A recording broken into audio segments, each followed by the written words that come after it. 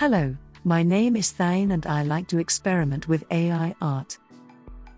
I'm back with a video about some nice styles that I personally have really liked and tested out for you.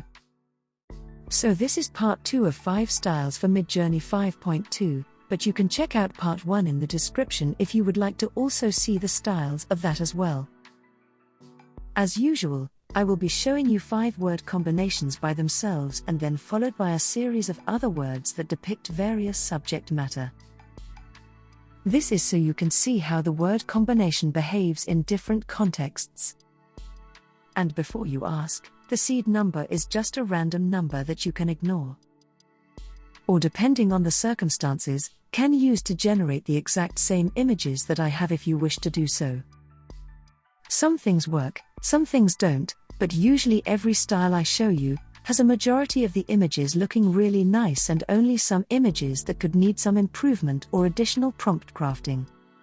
But without any longer explanations, let's just look at the word combinations that seem to produce really nice looking images. The airbrush art style embodies a sleek and polished appearance, often resembling illustrations created using airbrushing techniques. These images boast smooth transitions, seamless gradients, and a touch of digital craftsmanship, resulting in visually refined and eye-catching compositions. I really love what has come up with the portrait aspect ratio. Is it just me, or do portrait aspect ratio images generate nicer images overall? I mean, the square aspect ratio images are kind of miserable compared to portrait aspect ratio and also seem to have some artists in the image as well brushing the air. Landscape aspect ratio is quite good too, but I seem to like portrait aspect ratio images more. But moving to the subject matter, I really like what comes up with these images. Yes, there seems to be again a man painting a painting in the top right landscape image, but other images look epic. They have such fantastic colors and I really like this style.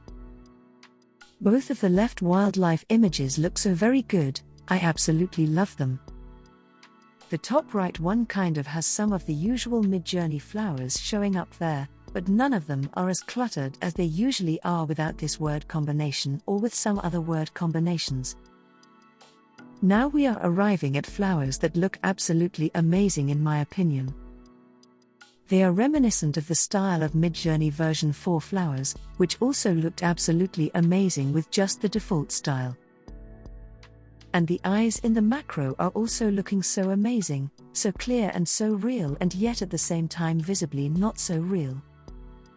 I wonder what would appear with zooming out. The ticks and the water droplets look good too, but I am not so sure as I like the subject matter there. Colorful, but kind of disgusting.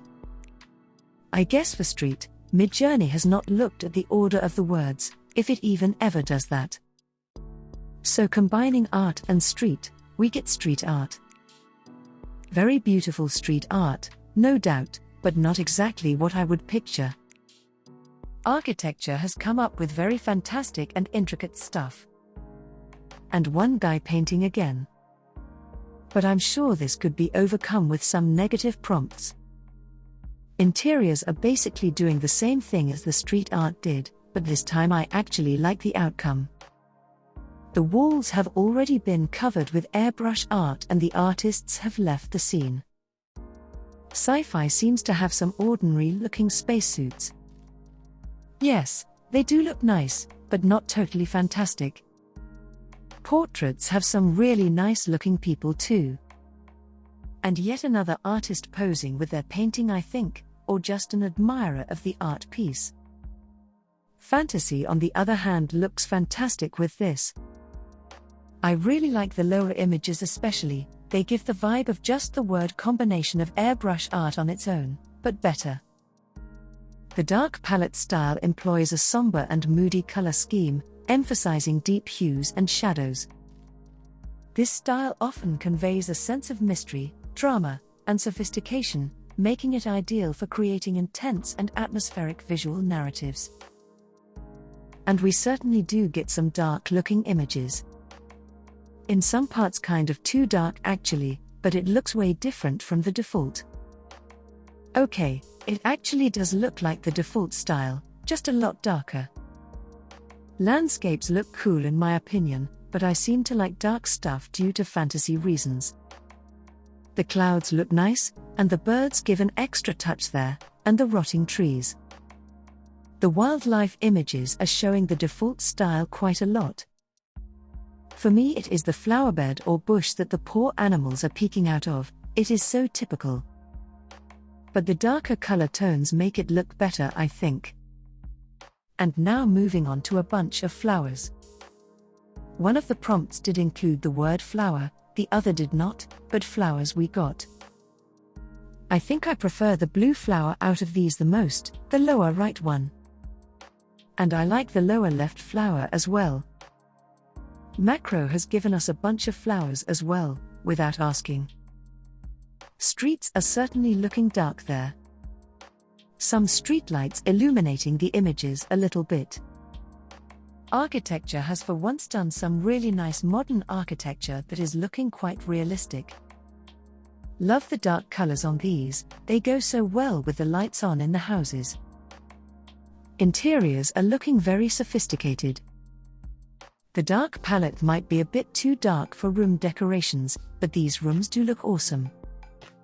Sci-fi has some regular spacesuits in darker tones. I do like the masked lady in the top right, it looks straight out of a story of some sorts. She looks like kind of a space rogue. And portraits with this word combination look kind of like they usually do, unfortunately. I do like the fantasy images. Especially the top right and lower left ones, the headdresses look so epic and villainous. This unique style artfully balances darkness and light with the introduction of soft aquamarine tones. It creates an ethereal and mystical ambience, where gentle contrasts meet in harmony, producing images that evoke tranquility and a sense of otherworldly beauty. Most of the images just on its own seem to be producing the gemstone, but I wanted to include this brighter color tone here too, because it did nice things in combination with other words. For landscapes it does some wide strokes with paintbrushes or dripping paint look. And with wildlife we get a lot of polar bears. Not sure though if polar bears are ever found in locations with tropical birds, flowers and butterflies, or flying fish.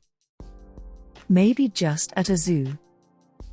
The flowers look absolutely amazing. They seem to be kind of made out of glass or light aquamarine gemstone. Really pretty. Macro seems to be doing some close-ups of the gemstone here, not that fantastic images I guess. For once I actually really like these street images. And we get such a wide variety of stuff here as well. There's some contemporary photorealism and some painted, some older cars and even an illustrated fantasy city street. All with similar color combinations though. Architecture too has a wider variety of styles. Pools seem to be appearing a lot and also pillars in various styles. But they look nice. I just noticed that all of them are kind of interior views. But interior views are unmistakably looking like living rooms. I do like the color combination a lot. And they look very sophisticated. Nothing like my own living room, but then again I wouldn't be able to afford furniture or crown molding like this. And I just have to be content looking at pictures like these and thinking that I would never be able to keep that clean. Sci-fi has some nice stuff here. There is some cool futuristic fashion that these women are wearing. Otherwise it's kind of hard to tell what's going on in the background there, maybe a zoom would show us more about these.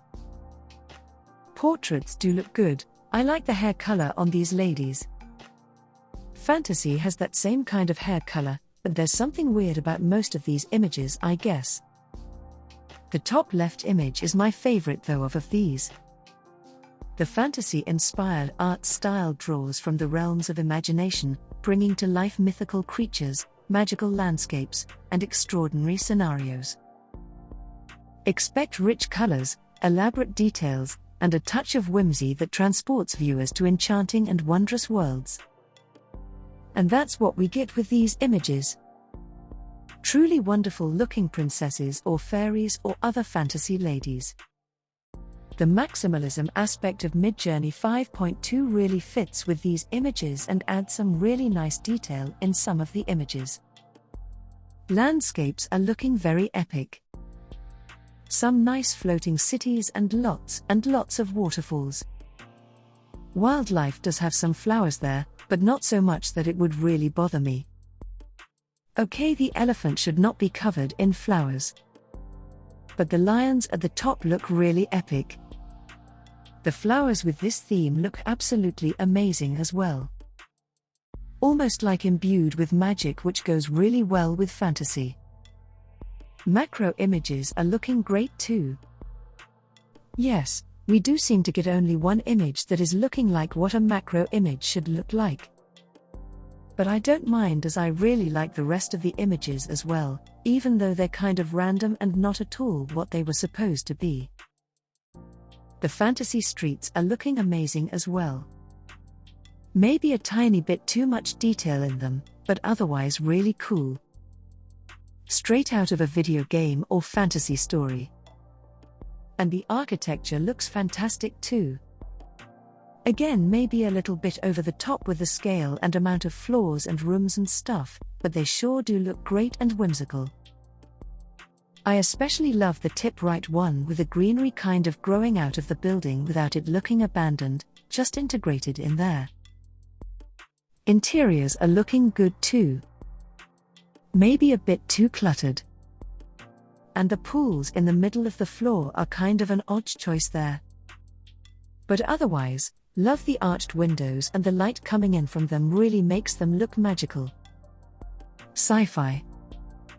Who knew that combining fantasy and sci-fi could produce such wonderful imagery? I like the armor that is a combination of sci-fi and fantasy. And the green futuristic yet fantastic device at the lower right just makes you wonder what it could be. Most of the portraits look fantastic. Not a fan of the lower left one though, but the other three look so awesome. Forest warrior princesses looking at the distance. And fantasy, yes, I had to try that out as well to see what happens.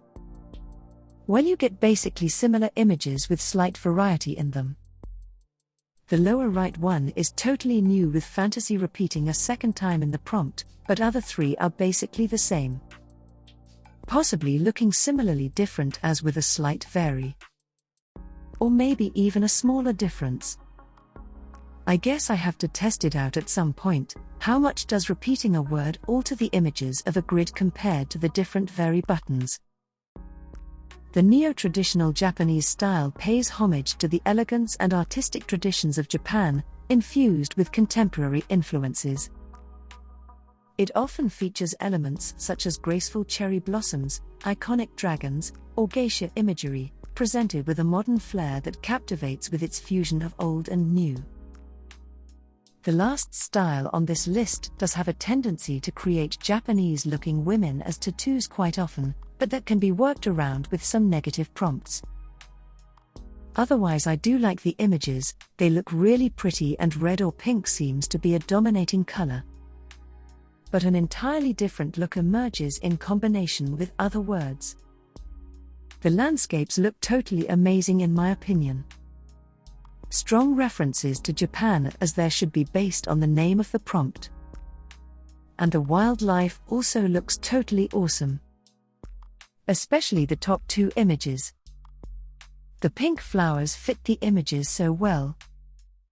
This is the one time I am not bothered by the default look of Midjourney version 5.2 kind of seeping through. Okay, flowers have simply just gone the route of tattoos. The flowers look pretty, but I have no idea what it is about the combination of neo-traditional that seems to bring out tattoos. The macro images don't really fit the description, but cool images regardless. The street images look very much like out of anime. Which is again fitting considering the origins of anime. architecture seems to have a more photorealistic look mostly, and the houses look very cool. I do like the Japanese culture and the way architecture looks, so I like these houses a lot. For once, they're not over the top with the amount of flaws and complexity. There is just the right amount in these images, they almost look real. For interiors, Midjourney really likes to do sofas. So we also get sofas here, combined with some Japanese elements like the screen windows or partitions. I have never been to a Japanese house yet, but I do have a vague recollection that they should not look like this. These interiors look like an American or European has moved to Japan and decorated their house. But I might be wrong. If there are any people familiar with Japanese interior design, let me know what you think. The sci-fi images look different from usual, I think. So fittingly a mix of sci-fi and traditional Japanese elements. Portraits look quite nice. I especially like the lower right image, because it's kind of contained in a sphere-looking thing almost. But I'm not so sure how natural that pose is. I guess if you look closely enough, it could make sense. At some points I am still having difficulties figuring out whether the head of this lady is on backwards, the back actually has a hump there, or the lady is just bending her head over her shoulder and looking back. Fantasy images look really epic too, lots of flowy hair and dragons, really traditional. Alright, those were the styles I had for you today. I hope you found some inspiration and motivation to go ahead and prompt stuff. Let me know in the comments below if you would like to see me do a video about a particular topic. And also leave a like if you have enjoyed this video. As you may have noticed, I've been experimenting with all kinds of other AI tools as well lately. And if you like this kind of content, please consider subscribing to my channel. Thank you for watching, and let's continue prompting.